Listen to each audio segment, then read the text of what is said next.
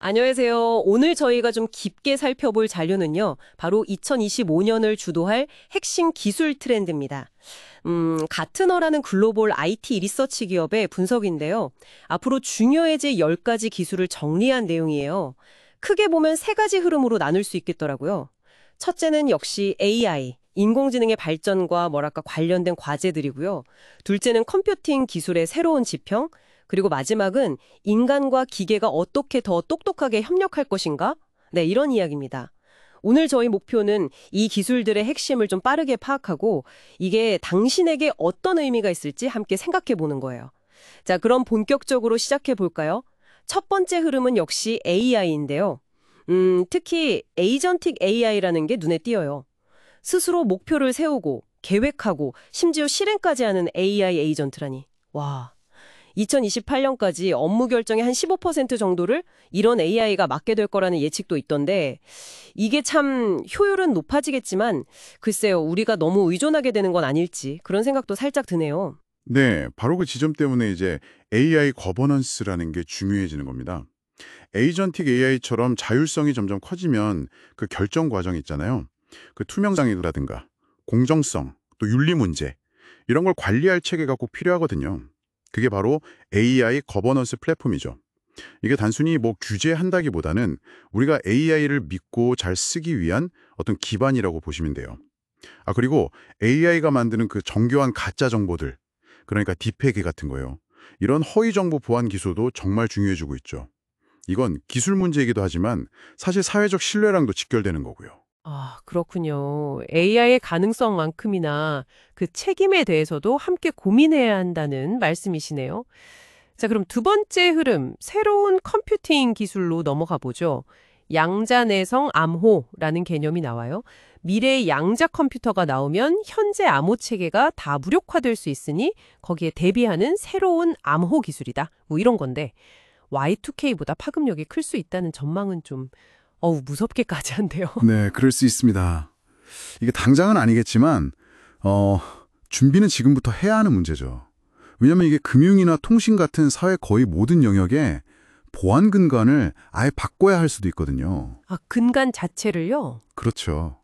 그런데 이런 미래 보안을 준비하는 거랑 동시에 지금 우리 주변의 컴퓨팅 환경 자체도 굉장히 극적으로 변하고 있어요.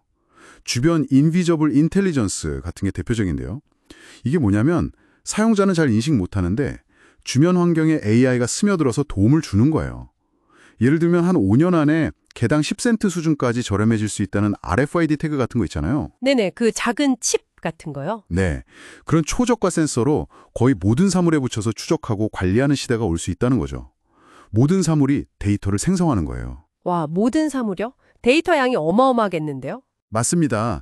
그러다 보니까 이렇게 모인 방대한 데이터를 처리하고 또 AI를 돌리려면 엄청난 연산 능력이 필요하겠죠. 당연히 에너지 소모도 커지고요. 그래서 에너지 효율적 컴퓨팅 기술, 예를 들면 저전력 반도체 같은 게 필수가 되고 있는 거고요. 지속 가능성 문제랑 바로 연결되는 겁니다. 또 하이브리드 컴퓨팅이라는 것도 중요해요. 클라우드, 엣지, 온프레미스 이렇게 다양한 환경에 흩어져 있는 컴퓨팅 자원들을 가장 효율적으로 조합해서 쓰는 거죠. 성능과 비용 효율을 동시에 잡는 접근 방식입니다. 그러니까 보안, 데이터 수집, 에너지 효율, 자원 관리 이 모든 게 다 맞물려 돌아가는 거예요. 그렇군요. 정말 복잡하게 얽혀 있네요. 자, 마지막 세 번째 흐름입니다. 인간과 기계의 시너지. 공간 컴퓨팅 이야기가 나오네요. 증강현실, AR, 가상현실 VR 이런 걸 통해서 현실이랑 디지털 정보를 합치는 기술이죠. 2030년까지 시장 규모가 1조 7천억 달러에 이를 거다. 와, 예측 규모가 정말 엄청난데요. 제조 현장 가이드나 교육 말고 당신이 일상에서 좀 예상치 못하게 마주칠 만한 적용 사례 같은 건 뭐가 있을까요? 아직은 기기 가격이나 착용감이 좀 부담스럽다는 얘기도 있잖아요. 물론 가격이나 편의성은 계속 개선될 겁니다. 일상에서는요, 아마 원격 협업 방식이 완전히 달라질 수 있어요. 예를 들어 멀리 떨어진 동료가 그냥 내 옆에 있는 것처럼 홀로그램으로 나타나서 같이 회의하고 작업하는 거죠. 아니면 쇼핑할 때 가구를 미리 우리 집에 가상으로 배치해보는 경험 같은 거요. 훨씬 자연스러워질 거예요. 아, 그거 좋네요. 네. 그리고 이런 공간 컴퓨팅 환경에서는 다기능 로봇의 역할도 점점 커집니다. 예전 로봇처럼 딱 정해진 단순 작업만 반복하는 게 아니고요. 인간이랑 상호작용하면서 복잡한 프로그래밍 없이도 새로운 작업을 배우고 수행할 수 있는 그런 지능형 로봇으로 진화하는 거죠. 와, 진짜 공상과학 영화에서 보던 장면들이 현실화되는 느낌인데요. 더 나아가서 신경학적 형상기술, 그러니까 뇌-기계 인터페이스, BMI, BCI까지 언급되는데 이건 인간 능력 자체를 확장하는 개념 아닌가요? 좀 더 근본적인 변화 같은데요. 맞습니다. 처음에는 아무래도 장애를 극복하거나 치료하는 목적이 크겠지만 장기적으로 보면 인간의 인지 능력이나 신체 능력을 기술로 보강하고 어쩌면 향상시키는 방향으로 나아갈 가능성이 충분히 있습니다. 물론 이 지점에서는 기술적인 문제도 문제지만 굉장히 깊은 윤리적, 사회적 논의와 합의가 반드시 필요하게 될 겁니다. 네, 확실히 그렇겠네요. 자, 오늘 이야기들을 좀 정리해보면요. 2025년 기술 트렌드의 핵심은 결국 더 똑똑해지고 자율적으로 변하는 AI, 그리고 그 AI를 뒷받침하면서 함께 진화하는 컴퓨팅 환경.